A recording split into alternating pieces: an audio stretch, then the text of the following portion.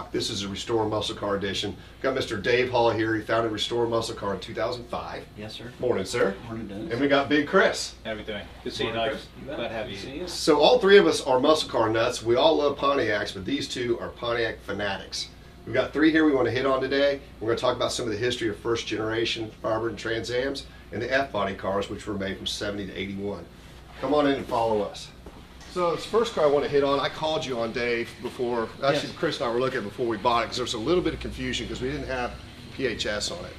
So we ran the numbers on the motor, and it's an HO motor, but in the trunk is a Ram 3 intake.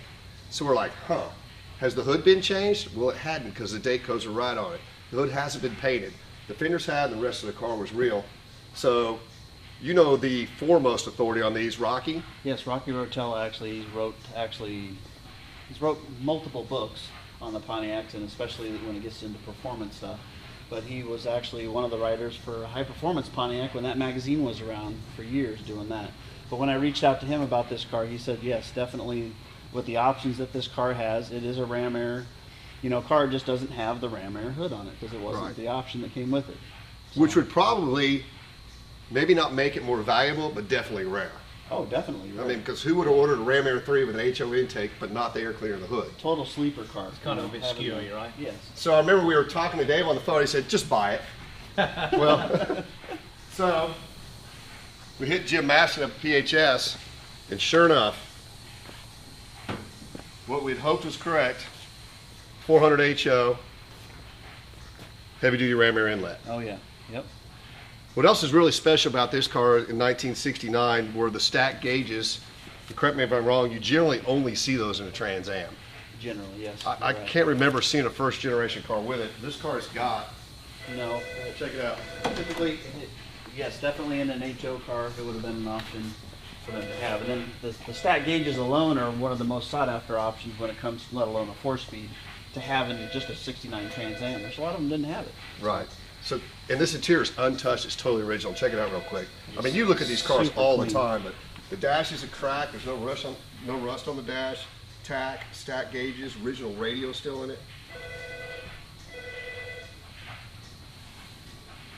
Yeah, the console is in really good shape. Everything's in actually really good shape. That console, Dave, is the one, if you was restoring a car, it's the one you wish you had. Oh, yeah. It's perfect. That definitely needs to stay in the car and with the car, because, and in all reality, there's not a lot to do to the interior other than maybe some carpet. And then there's one other thing on this car that's got to be incredibly rare, but probably super undesirable. It doesn't have a posi. Oh. So somebody ordered an HO motor, Ram Air 3, it didn't check posi. Wow. How crazy is that? Yeah. So I mean, you can go down the street and say first, second, third, it'll just boil the tires the whole way. Boil the tire. The tire, there you go, correct. I got corrected. So pretty cool car. Yes, actually it's really cool. In fact, since you've gotten it, I love this color. In fact, we have a 69 in the shop right now from a local guy out of Omaha that we're doing some work to. And it's just, everybody loves it. Every time we pull that car outside, or people see it, or clients come in and see it, they gravitate to this green. Yeah. Well, it's just a Firebird serial number 1 was Madero green. Yes. 400 with this top, because I used to own that car. Oh, okay. A long time ago. Yeah. Back when I was running around buying serial number 1 cars. This is Madero green, right? Yes, sir. Yeah, neat car. So there you have it. Brewster. We bought it because you told us to buy it, so thanks for that. Yeah, you're welcome. And then over here, this is kind of cool. This is what my service manager, Kevin McCarthy, actually drives to work every day. And in 1972 in high school, he drove a Firebird, and we used to call him Bandit even back then. So we haven't called him Bandit in a while, but yes, Kevin McCarthy, his nickname in high school was Bandit. But the reason I wanted to show you this car is it's a 400 formula, but it's Sundance orange with white interior. Well, the Sundance orange in and of itself is definitely rare, but in 72 is the stripe here. So that making this car very rare. You know, the F-bodies in 72 they're very sought after right now. Even if it's an Esprit, people want them. So this is a great car to have, great car for him to own, and it's great that he's actually getting it out and driving it every day. We just finished a silver one that came in out of California. It was a one-owner, all-original paint, rust-free, that had, you know, faded away, but it was rock solid car, and we did the restoration on it. It was a numbers matching 400 4-speed car, really neat car. Did it for a customer of ours out of Las Vegas. And there's something a lot of people don't know about 72 when the GM was having the strike. A lot of the special ordered Firebirds and Trans Ams and Chevelles and El Caminos that got ordered didn't get built because there was a strike. Right. So if you were able to get something that was rare option, such as this car, they are really low production, aren't they? Oh yeah, formula plus with the rare color and stuff on it. And the white interior was actually something that they didn't really add until late 71. So it was even rare that they would even show up even in the 72 model, just because most people were used to the other colors that they were using, which was normally like a black. They did have the rare tan and stuff interior, but the white, the tuxedo interior is actually very well sought after. Cool car. And last but not least is the 79 anniversary car that my good friend Jay Rickey found in Covington that I called you on. Oh yeah. And you helped me find the very last set of seat covers that are available. This is one we restored for Kelsey for her graduation from SMU about a year ago. But I want to show you the paperwork on this car, which is really neat. I know a lot of these anniversary cars have got a lot of paperwork because people knew they were special when they bought them. Yep. Right? Yes, most people actually, well, the dealer sold them for over window sticker. Right. So anywhere from 5 to 10 grand over, which was a considerable amount of money back then, but that's what people were paying for these cars. So let's check this out.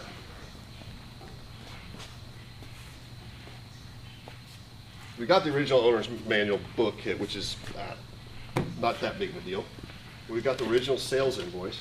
Oh yeah. Okay. That's nice. The original registration.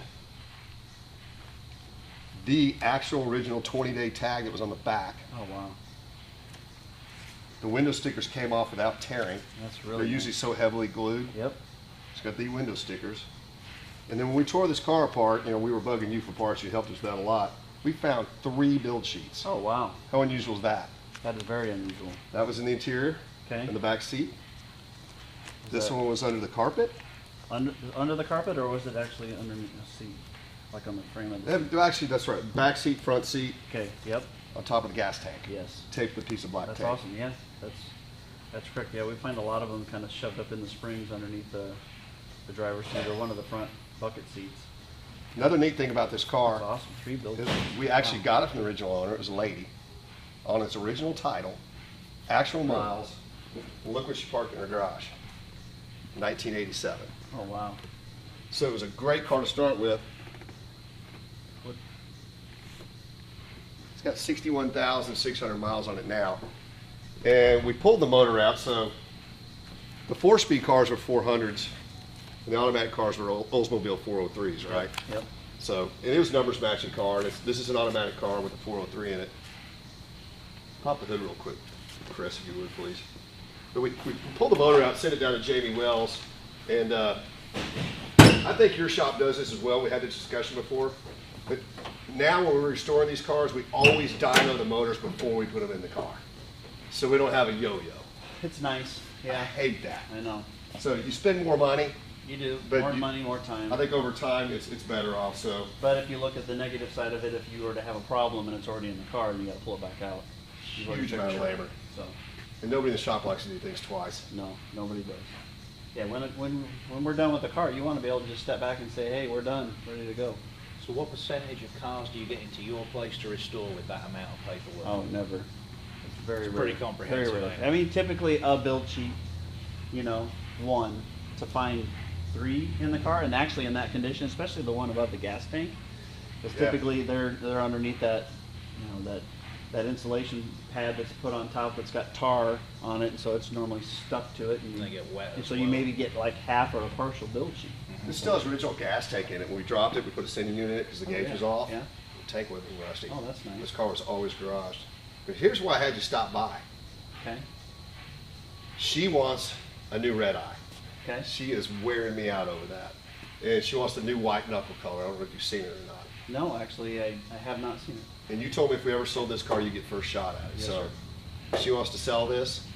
So I'm going to let you two get together on negotiation, see if you can figure out a price. Okay. And we'll see what happens later. Good So luck. there you have it. All right, Dave, you're at restoremusclecar.com. Yep. RestoreMuscleCar.com. So if you're looking, he restores all types of muscle cars, just like the name says, but This guy owns so many Trans Ams. I know this for a fact, so I've asked this question many times. He doesn't know how many he has. So That's actually true. it's true. So go visit his site, check out what he does. He's got videos, sometimes live videos of how busy his shop is. It's a really cool shop. He's also come up with a really neat app called Clutchin'. We use it here to keep track of all the builds. It's great during the day. Big Chris uses it with our guys, and there you have it. Thanks for watching. Please like, tag, share, and follow this video for Restore Muscle Car, specializing in Pontiacs, first generation, and F-bodies. Have a great day. Our Bandit Run event actually started in 2007. We change the route every year and get everybody that's a Pontiac enthusiast involved. You don't have to have a Pontiac car, but you can drive any car that you actually want to join in with. I mean, whether it's a modern day muscle car to old school muscle. But the main thing is we're actually They really prefer you drive a Trans Am or a Firebird, though. Yeah, that would be great. It looks a lot better when we got that the same model car going down the road. This year we're actually going to start it in Dallas here on the 22nd of June, and we're going to head north and actually end up in Kansas City. We got a couple stops in between along the way, but check out our website, thebanditrun.com, for more details and registering online. And then also our Clutchin' software that Dennis mentioned earlier. If you are a shop and you need help managing your projects, so time and materials, keeping track of what your guys are doing, clocking in, clocking out, the work that they're performing, actually taking pictures of the project so clients can actually see the work being done on the website without having to constantly contact you and stuff. We have this software will help manage all of that, along with inventory management, parts ordering system, just basically keeping everything on tab, so that way when you go to do your billings and stuff, you have an easier way to keep track of all that and then consolidate it into a final version for invoicing and also just for referencing in the future. Everything that's been done, the technicians use it all the time to actually just go back and reference after they finish a car or when it's going back together.